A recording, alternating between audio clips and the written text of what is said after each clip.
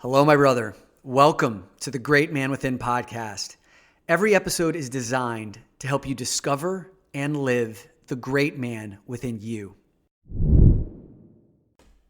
This past weekend was a special one for me.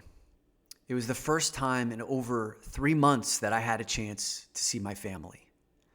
You know, I was in Australia when the whole coronavirus thing really started to get serious, and it was late February, early March when I flew home. And as soon as that happened, I basically went into quarantine, haven't seen pretty much anybody over the last 3 months. And that's an unusual period of time for me and my family. I live here in New York City. They're in North Jersey. They're just a train station away.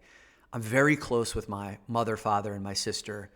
And so not to see them physically in over 3 months is difficult for all of us. And so it felt like it was time to make the trip home. It felt like the responsible thing to do. And one of the things that I wanted to do this weekend was to spend one-on-one time with my father, because it had been years since he and I have really worked on our relationship and taken a solo trip together. I think it was like 6 or 7 years ago that my father and I took a trip to Williamsport, Pennsylvania for the Little League World Series, because a big part of my childhood with my father was playing baseball. Like, his number one love in life is baseball. Love the Yankees, watches every single game when they're on television every single night. When I grew up, he taught me how to catch, and he was a coach of mine all the way up to high school every single year that I played ball. And every Sunday after church, we would go and race to the field and hit balls for about an hour. He'd hit me balls for another hour. He was legendary with the fungo bat, hitting me fly balls sky high in center field. He was a lefty pitcher. He could throw batting practice, 200 pitches. Like, the guy's arm never wore out. He had a rubber arm. And he was legendary for throwing batting practice in my hometown. Like, kids, when I say kids, grown men now still ask me how my father's doing, because they're like, he was legendary, pitching batting practice to all of us. You just hum it right over the plate, and he would never get tired. And so that was a way that my father and I spent quality one-on-one time together all throughout my childhood. But then you go off to college, stop playing ball, and that just kind of fades away. And then over the course of the last, 2.5 decades, most of our time spent together is inside of the dynamic of our family, where we have moments with each other, but never really one-on-one time where we spend extended period of time together just to see how each other are doing. I think we've probably had a few dinners for sure in the city over the last few years, whatever. But to actually spend elaborate quality time doesn't happen unless it's intentional. So this weekend, what I decided to do was I rented a house in the Catskills.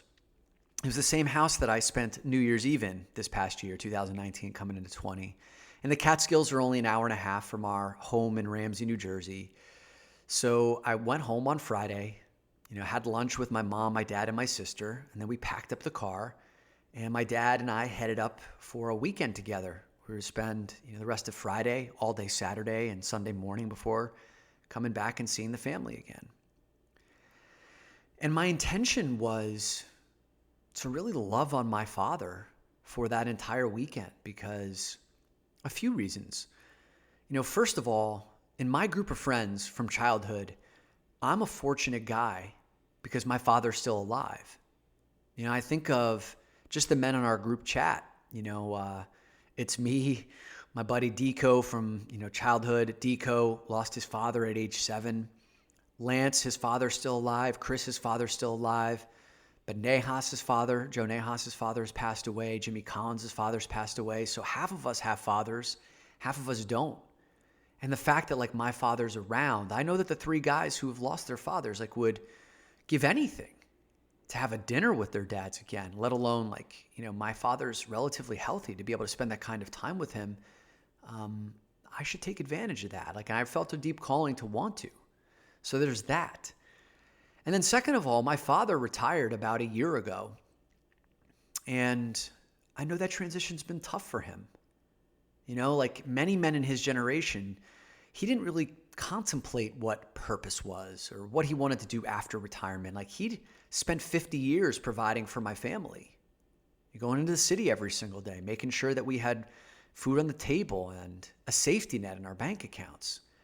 And many men of his generation really just was like, sacrifice what you really love doing, sacrifice friendship, sacrifice your personal desires, get the job done, and then when you retire, then you'll figure it out. But for many men like him, when you spent 50 years sacrificing, never really asking deeper questions about what you want, like that part of you, that deeper part of you that knows what you're here to do, what lights you up inside, that's really hard. It's buried under decades worth of other responsibilities and obligations. It's hard to get at. You see a lot of men just kind of, retire from an illustrious career and then, fall into bouts of depression or feeling aimless or wandering. And so I know this last year for my pops has been a challenging one to kind of stabilize and find his way, how he's going to use that time. And so I wanted to spend some of that time this weekend just to ask him questions, get him thinking differently, because it's hard to do that on your own.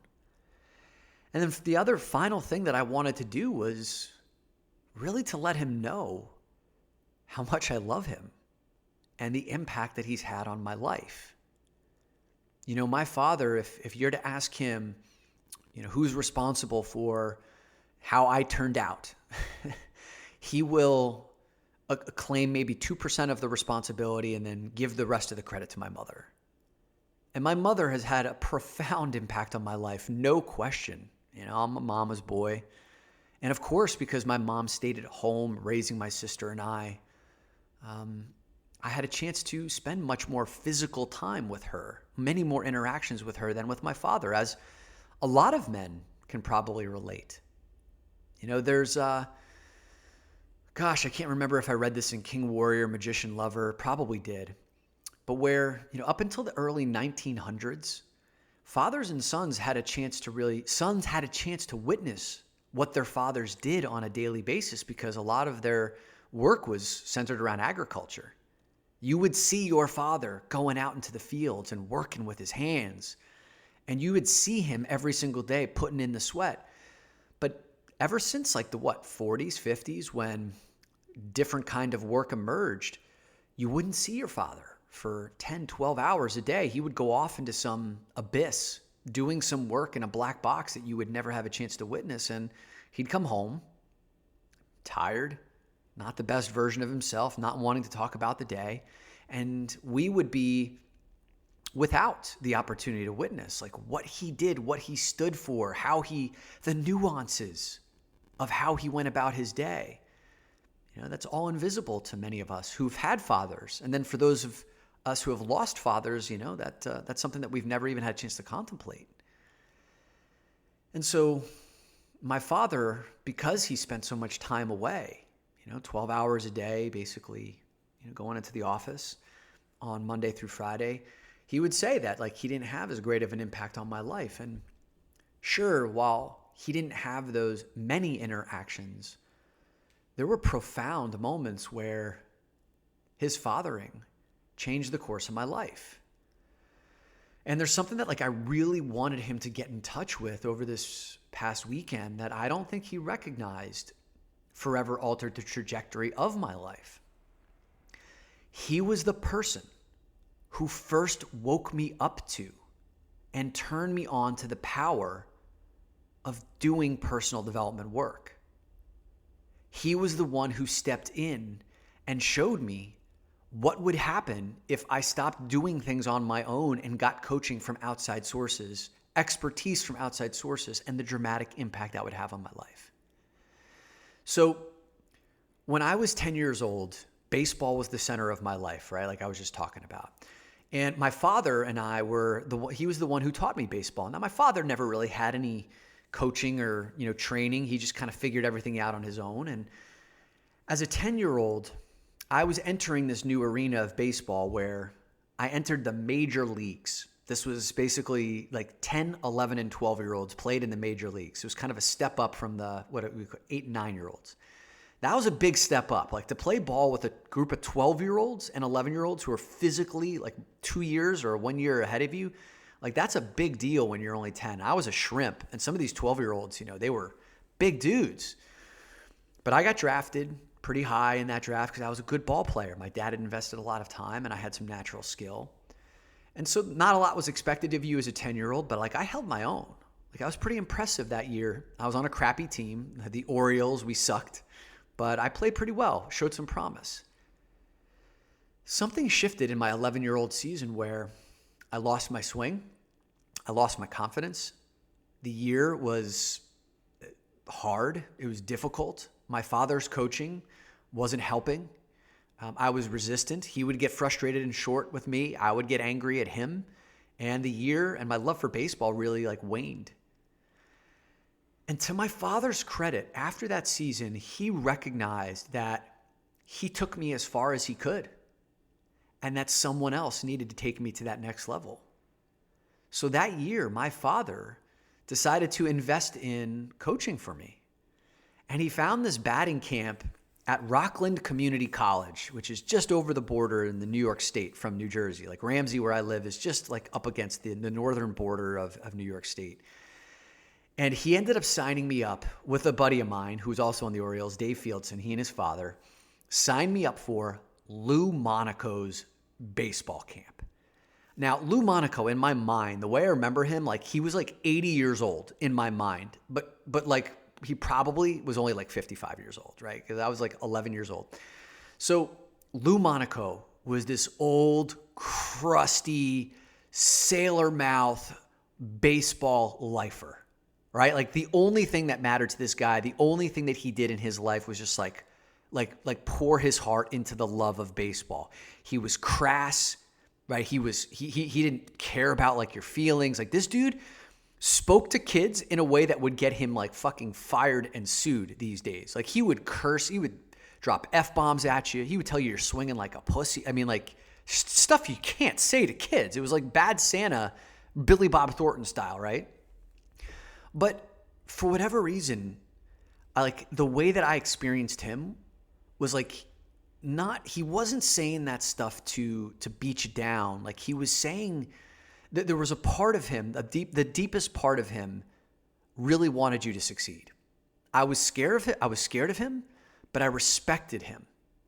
And while like today I would never allow or stand for anyone talking to kids that way, it was a different generation. It was a different time back then. And I grew up during that. And I had other coaches who didn't use that kind of language, but like who were much worse human beings, if you know what I mean. Like who didn't care about you as a kid. Like they only cared about you as a pawn to their success as a coach. And they were quite manipulative. I had some coaches like that. So, this guy, Lou Monaco, cared. And over the course of that year of doing training with Lou Monaco, things started to shift. So what was revolutionary about Lou Monaco's coaching program, this was revolutionary at the time, was he used a video camera to videotape you swinging and like hitting balls.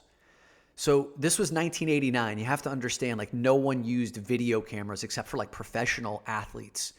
So to be an 11-year-old getting training, watching yourself on videotape was next level shit. And it was the first time in my life I ever saw my swing. Now, it's one thing to receive coaching where someone says you're dropping your bat handle, or you're moving too much in the box, or your hands are too far away from your chest, or your swing is too long. It's one thing to hear all that stuff. It is another thing to see it on camera. And everything started to click into place when, number one, I could see myself from a different vantage point. It was revolutionary for me. And number two, once I could see myself, the powerful coaching of an expert who knew where to put my hands, knew where I needed to put my chin, knew where I needed to put my weight in my body.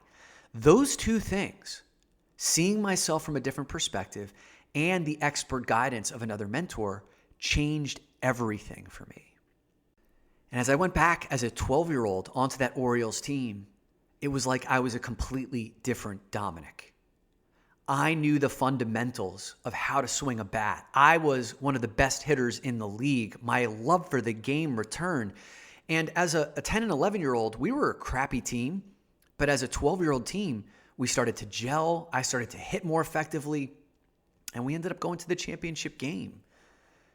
But most importantly, like, I learned the lesson of what it meant to go out and seek help, to seek expertise, and the power of seeing myself from a different perspective and allowing someone's expertise to guide me to the next level of performance.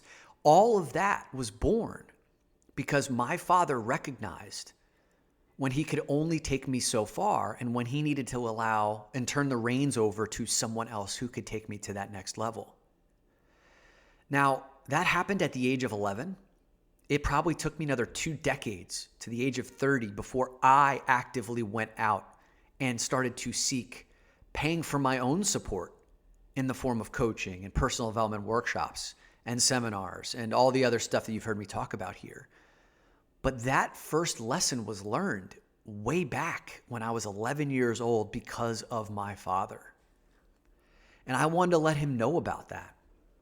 And so this weekend, when I took him up to the Catskills, I let him know, Dad, you realize that if you didn't step in when you did and get that coaching when you did, that I may have forever lost my love for baseball.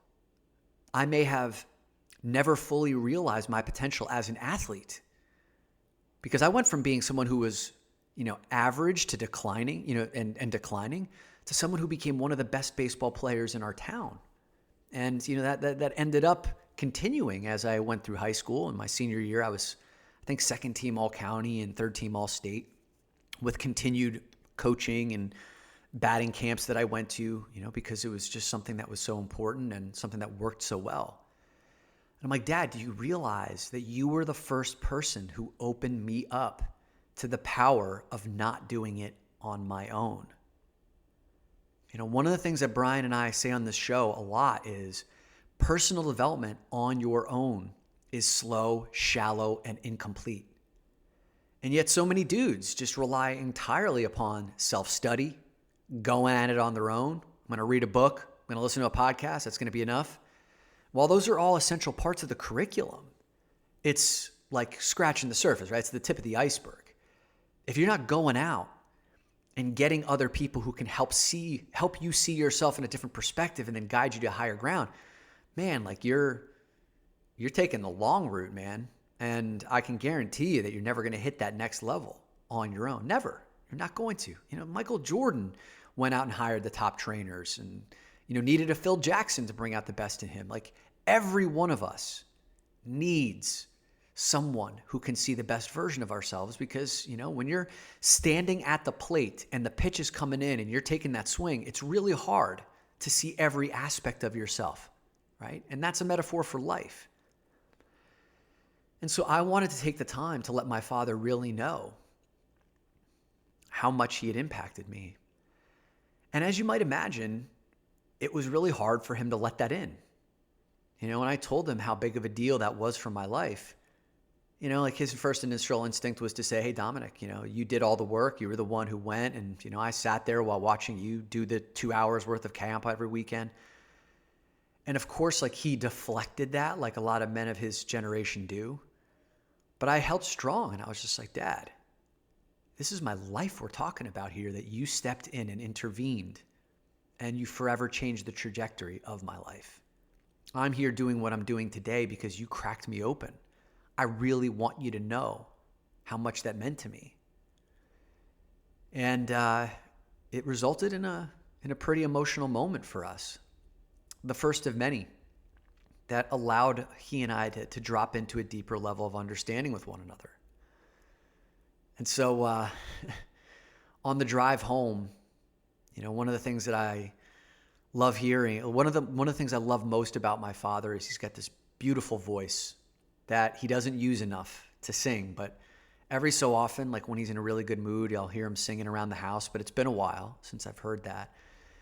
And so on the drive home, I popped open Spotify and pulled open a 50s playlist and, all the greatest songs from the 50s, from like Frank Sinatra and Dion and who else? some of the other bands whose names I don't know, but the songs you do, and had a chance to listen to my father just like get into his heart and sing his lungs out. And it was beautiful. It was a beautiful experience for me to share with my father. And so for you, having a relationship with your father, whether he's alive and in your life, alive and not in your life, he's passed, there's a connection that you can establish with your father that goes beyond where you've taken it at this point. There's a quote in Robert Bly's book, Iron John, that says, somewhere around the age of 40 or 45, a movement toward the Father happens naturally, a desire to see him more clearly and to draw more closer to him, or to draw closer to him. And I know that in the Great Man Mastermind, many of the men are in their 40s. In that age range of 40 to 45, we have men that are younger, men that are older. But the topic of conversation around fathers is starting to emerge, and what our relationship with him is, and a desire to see him beyond the ways that we've seen him so far, as he's our he's my father and this is what he's meant to me. But who was your father before he was your father, right? Before he ever found your mother, whoever she may be. And I don't know if they have a relationship or not, but who was he when he was a teenager? What were his fears? What were his insecurities? What did he teach you now that shows up in your life as a grown man that maybe he didn't teach you explicitly? Getting much more curious about those areas of your life where he had such a dramatic impact. Where has he left an impression? Maybe the fact that he left you, right? Maybe he divorced and never came back, and what that taught you as a man. Maybe he's been in your life the entire time in such a powerful, strong, and loving way. Maybe you recognize that, but what's a layer deeper that you can go? I'm getting much more curious about my relationship with my father because for some reason over these last few years, I have felt a calling to get to know him better. And as men, most men have not really learned how to talk intimately with one another and to bring a sense of closeness to our fathers. Again, whether he's in your life or not, or alive or not, there's a new level of intimacy that is available to connect with him. And so if he's not around anymore, there's an opportunity to actually just write questions about him, what you would have wanted to know, what you might suspect he was like, thanking him for what he did bring into your life, if it's just the fact that he brought you into this world. Maybe you hate everything else about him. I don't know. There's an opportunity to go deeper, and I think what's so important to me about that is recognizing that the more I know him and my relationship with my father, the more I know myself. Right? And that's what we're doing here. Right? Every episode that we have here is to help you discover and live the great man within you. And your father is plays an essential role in your life. Whether he was a positive influence, a negative influence, or a confluence of both, you can't fully access your great man without truly understanding the role that your father has played in your life. And so I'm getting more and more curious about the role that my father has played in mine and who he is as a man and how we can better each other. And so I encourage you to go down that path, and hopefully this episode has inspired you to get more curious, or potentially has unlocked something in your heart, in your mind, in your soul about something with your dynamic with your father. So if this episode inspired something in you, then I encourage you to reach out and let me know. Send me an email at dominic@dominicq.com, or go to doinnerwork.com and submit something through one of the many places there where you can reach out to me. And let me know what came up for you. Maybe there was something in my story that you could resonate with. Maybe it awakened an insight inside of you. And the reason why I'm encouraging you to reach out to me is because I have a sense and a feeling that more of these conversations around father dynamics are needed, that they're important. And the way that I'll have confirmation of that is knowing from you that something struck a chord with you. So send me an email at dominic@dominicq.com, at doinnerwork.com, and let me know what came up for you, what questions you have, what parts of the dynamic that we should explore next. Let's walk this path together. I look forward to hearing from you.